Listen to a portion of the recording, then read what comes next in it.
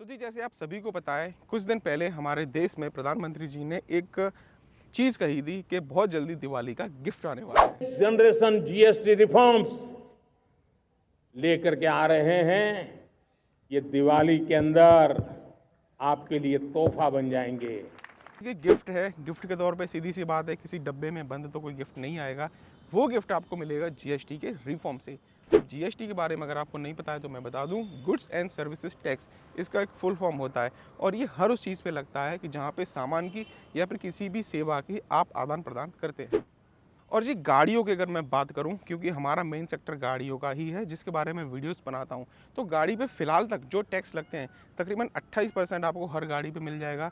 जो छोटी हैं, छोटी मतलब साइज़ में छोटी नहीं, 1200 सीसी और 4 मीटर तक की गाड़ियां हैं, वहाँ पे 28% आपको जीएसटी मिलता है। उसके ऊपर ऊपर 1% आपको सेस देना पड़ता है, यानी तकरीबन 29% आप टैक्स देते हैं एक गाड़ी लेने पर। अगर आपकी गाड़ी 1200 सीसी से ज़्यादा है और 4 मीटर के आसपास है तो हो सकता है कि आपको तकरीबन 28% जीएसटी के साथ साथ में 3% सेस भी देना पड़े। टोटल आपको 31% के आसपास टैक्स देना पड़ सकता है।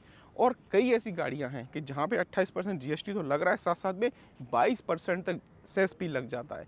यानी जो लग्जरी सेगमेंट की गाड़ियां हैं उन गाड़ियों में इतना अच्छा खासा सेस लगता है तो उनकी कीमत जो मेन है उससे 50% तक बढ़ जाती है।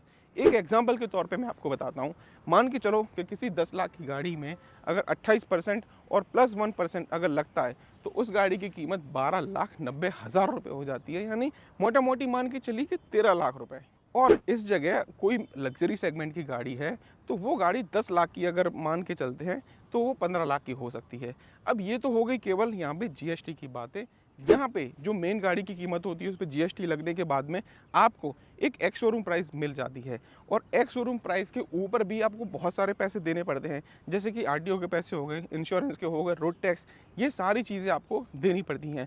और जब ये सब चीज़ें देते हैं तब ऑन रोड कीमत में आपको आपकी गाड़ी मिलती है। ऐसी सारी चीज़ों से गाड़ियों की कीमत बहुत ज़्यादा आसमान पे चली जाती हैं, जिस वजह से हमारे देश में बहुत पहले से मांग चलती रहती थी कि जीएसटी को रिफॉर्म किया जाए।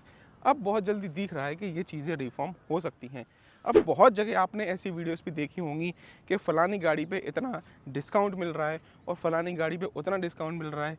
देखिए, जितना अभी तक तय हुआ है कहीं पे भी ऐसा फिक्स नहीं है कि कितना डिस्काउंट मिलेगा या फिर कितना जीएसटी में आपको कम मिलेगा। सारी चीज़ें चर्चाओं के अधीन हैं। जब इसका पूरी तरह से संशोधन होने के बाद में पारित किया जाएगा तभी हम इसको मान सकते हैं कि कितना डिस्काउंट या फिर कितना जीएसटी में कटआउट आपको मिलेगा। अचानक से ये जो जीएसटी का चक्कर है वो क्यों आ रहा है, जबकि इसकी मांग तो बहुत दिनों से चल रही थी। मैं सिंपल सा एक उदाहरण आपको देता हूँ कि जब किसी देश पे ये सारी चीज़ें पड़ती हैं, कोई बाहरी देश, मतलब एक मान के चलते हैं कि आज किसी देश ने हमारे पे कोई टैरिफ के ऐसी चीज़ें लगाई, तो इस चीज़ों से हो सकता है कि हमारे जो आंतरिक बिजनेसेस हैं उस पर थोड़ा बहुत इफेक्ट पड़ सकता है।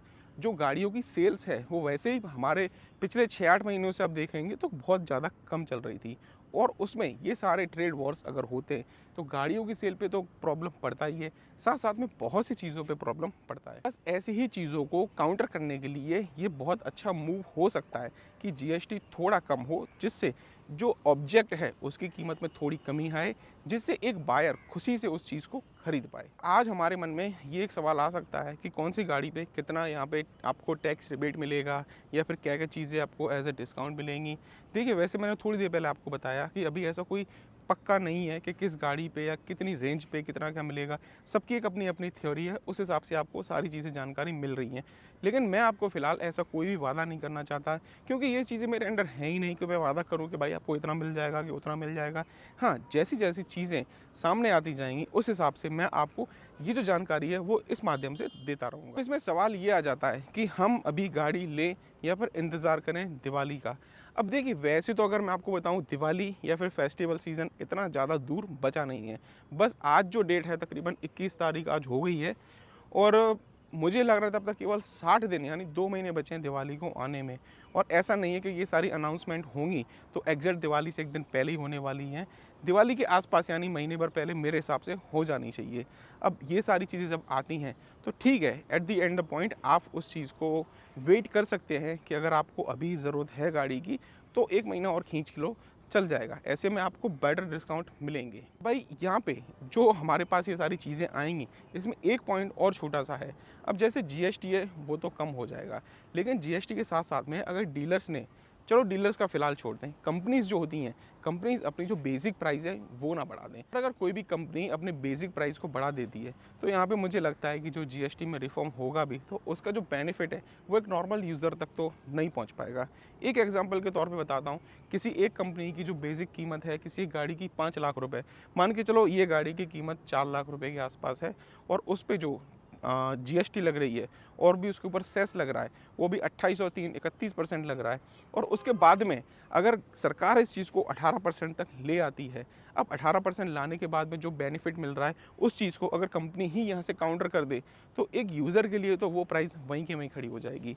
तो जैसे ही सरकारें ये कर रही हैं कि जीएसटी को थोड़ा कम कर रही हैं, ऐसे ही एक ऐसा रूल तो होना ही चाहिए कि कंपनीज अपने जो प्राइस हैं, जो बेसिक प्राइजेस हैं, उनको अचानक से हाइक ना कर दें, क्योंकि at the end of point ये सारी चीज़ें यूज़र फ्रेंडली होनी चाहिए। अगर यूज़र को इसमें कोई फ़ायदा मिलेगा तो इन चीज़ों की मतलब है, वरना तो एक न्यूज़ है आई और चली गई, क्या मतलब इन चीज़ों का। बस छोटी सी एक जानकारी थी, आपको बताना ही चाह रहा था मैं कि जो हमारे देश में जीएसटी का रिफॉर्म होने वाला है, वेलकम उस हर चीज़ को जो एक नॉर्मल पब्लिक के हित में हो, और उसके बाद में क्या क्या चीज़ें होंगी।